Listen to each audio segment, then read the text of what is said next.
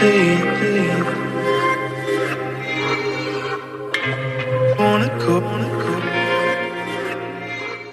welcome back to Late Edition Crime Beat Chronicles, a Lee Enterprises podcast. I'm your host, Nat Cardona. On this podcast, you'll hear true crime stories as told by journalists from regional newspapers across the country. On the next set of episodes, we sift through many details of the 2012 disappearance and death of 6-year-old Isabel Celis and the 2014 kidnapping and murder of Maribel Gonzalez. You'll be hearing from Arizona Daily Star reporter Caitlin Schmidt.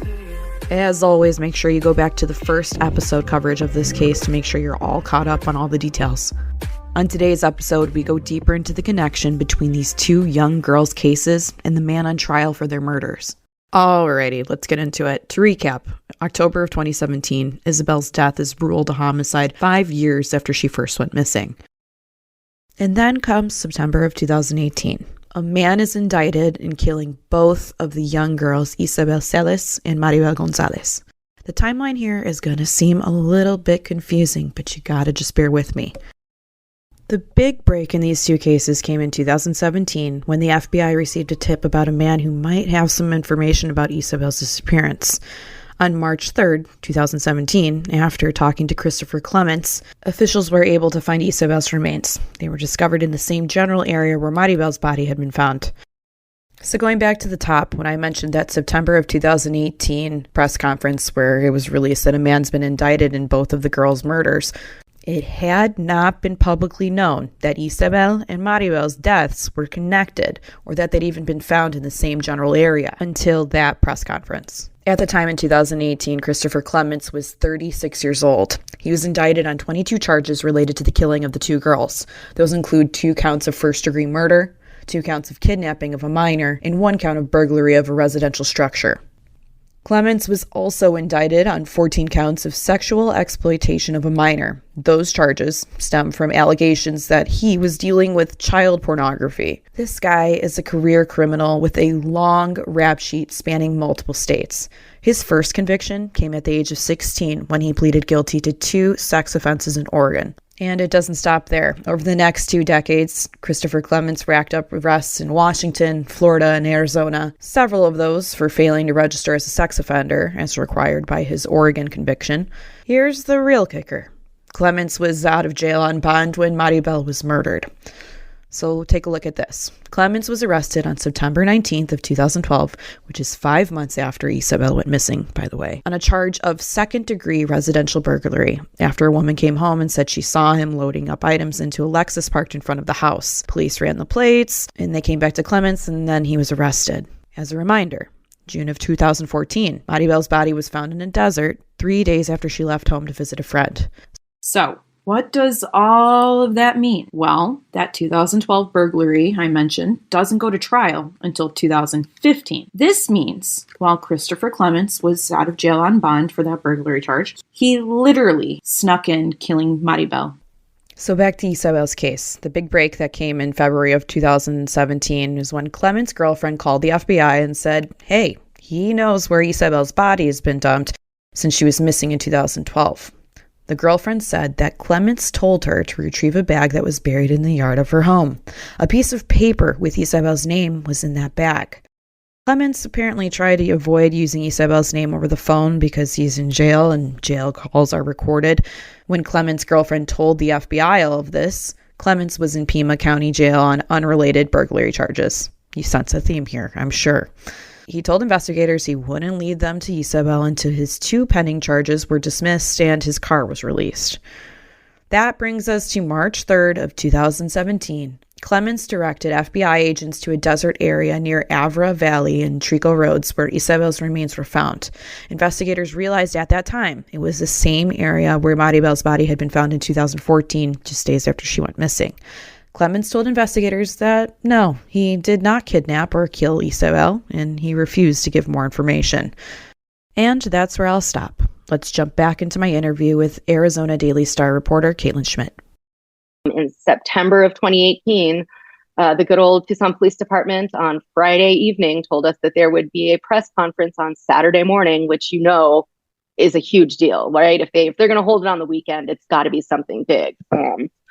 So we heard some rumblings that it had something to do with this case, and staffed a little extra and showed up at that press conference. And that was when they announced that they had arrested this Christopher Clements person in connection with not just Isabel Celis' disappearance, but also the death of a teenage girl that had gone missing and been found a couple years after Isabel. So that still was one of the craziest days of my career. I mean, we hooked it back to the newsroom really fast. The only thing they told us about this guy was that he had a lengthy criminal record.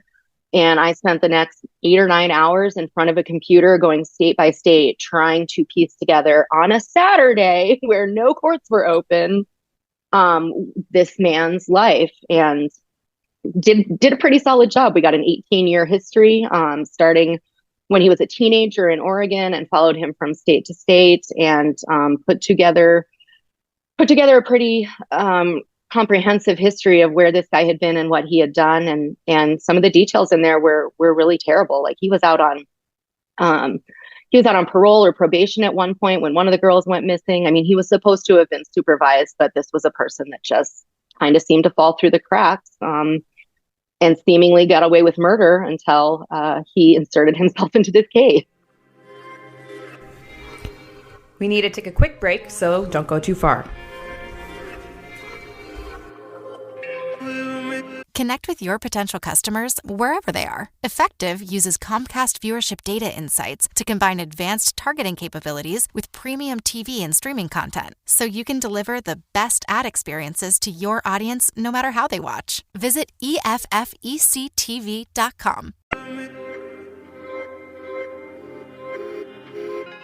There's that tip in 2017. Isabel's body is found at that time, but and there were no more details, like you said, until 2018. Is that odd to you, the gap in time between, okay, we've had a tip, we found her body, and we're not going to tell you for X amount of time who this guy is? It just seemed like a big question mark that was looming.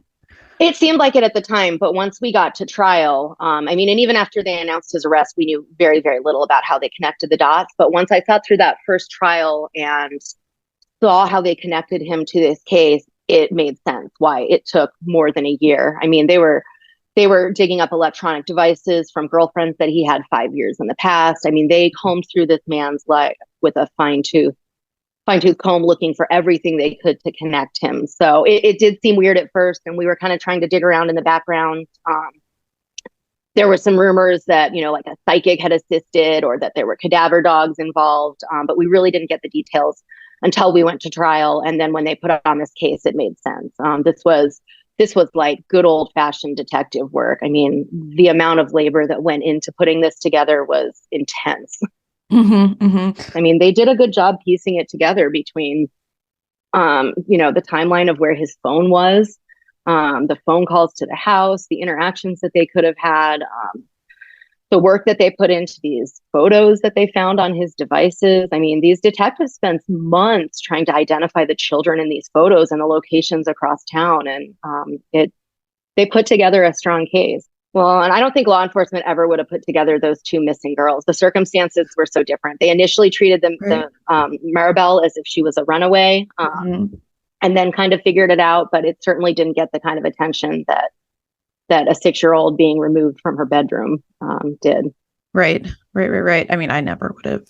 I mean, who would have connected either of them? Even just, it's his whole slew of crimes, and then murders that they're just so different. I mean, it's just like very mind-boggling, I guess.